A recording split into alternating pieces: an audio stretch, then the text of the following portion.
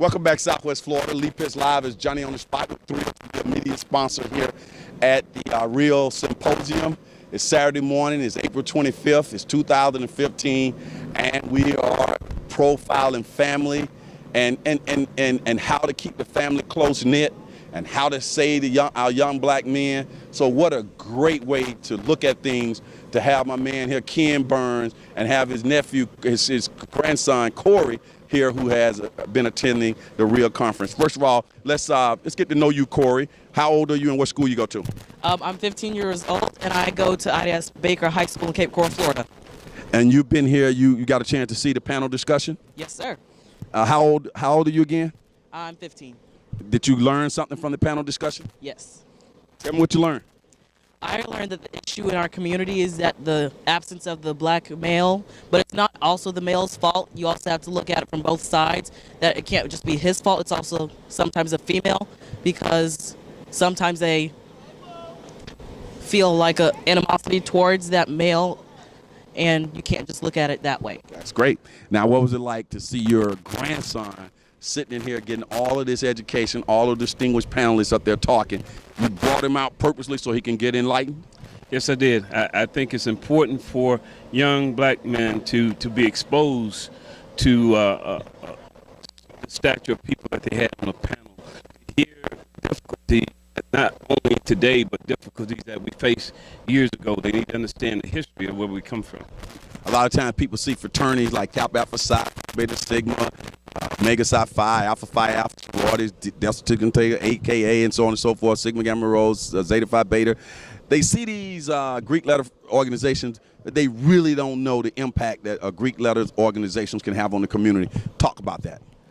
I think what people see in Greek organizations are the party aspect of being a Greek, or the fun aspect, but it's deeper than that. It's more about mentoring, to doing things in the community to help cultivate, I guess, relationships with younger people, helping them, and also understanding that Greek fraternities are not just about simple things. Greek fraternities foundation is based on Christian principles as well. So I think that's something that's lost in that. And a lot of emphasis on education. The fact that you're here on my television show getting all this publicity for your fraternity with all these symbols, these big letters here all on Lee Pitts Live, and I'm a Sigma. Bad. I'm sorry to hear that. Hey, Francis, you see how this guy took over my show with the Crimson and Cream? All you guys on Facebook, y'all see this? You guys, this guy just walked around with all these big symbols on. Now talk about last year you were here. This year, now to me, I don't want to influence you, this year seems to be even more organized in the sense of you getting more grassroots, more discussion oriented this year. I think that the emphasis was placed on things that people could identify with. Practical things that people were exposed to both locally and nationally, that they can touch and feel and be a part of. What stood out to you in that first panel discussion about the black, the household crime? What kind of stood out to you? I think they all made some good points, but one of the points that was made is that analyzing what the problems truly are, so that we don't try to solve the wrong problem with the wrong solution. Let's go back over to grandson. Grandson, first of all, tell me what kind of grades you make in school. Straight A's. Come on, man, that's too good to be true. How are you able to make straight A's? What are you doing? Give some people out there some advice. What do you do? How do you do it? Do you play any sports? What do you do? I don't really play any sports. I'm more academically inclined. I usually just study hard, make sure that I get good grades. I usually test well. So I just say to everyone out there, if you know that you're really good at something and you know that's what you want to do, just go for it. If it's your dream, the sky is the limit. What's it like being the smart boy? What kind of peer pressure you face being the smart boy? Is it a good thing to be known as the smart boy? Yes, it is. Sometimes it is, yes, and sometimes it isn't. Because then students usually feel the peer pressure of, oh, can you cheat for me on this test? or, oh, you want to take some drugs such as Adderall or anything like that. Okay, but you stay focused. What's some training that you've gotten? How important are family, parents, and all that to getting your mind the way it is that you can handle that peer pressure? My parents and my grandparents just tell me that don't let people try to influence you. It's your dream. Don't let them tell you how your dream should be. So they just tell me that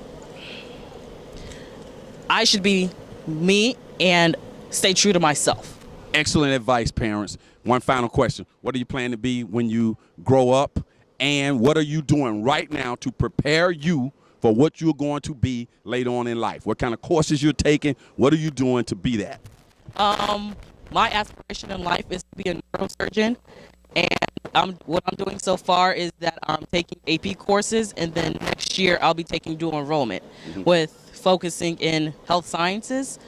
And then after that, I have a scholarship for full year tuition, and what I want to try and strive for is to major in pre-med at either Florida State University or University of Florida, and then try and get into Harvard Medical School.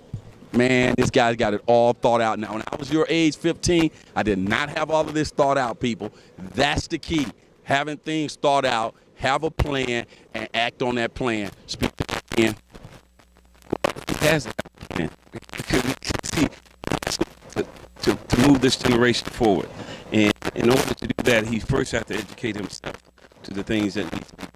And that's what we teach and preach to him constantly. It's a 4-parent home for him with his dad and mom and wife. Now, when you get that education, go off to Harvard. Are you going to forget about your community? Are you going to come back here and bring that education back to your people? Yes, I'll be back to Fort Myers because I feel like the people around me, not only I should have an education, but they should learn more from our generation and from the generation before us and learn from our mistakes so they can be better. There you go, folks. The only place you're going to get this kind of conversation, granddad, grandson, is right here at the R.E.E.L conference. It's real, people. We're keeping it real. We'll be right back.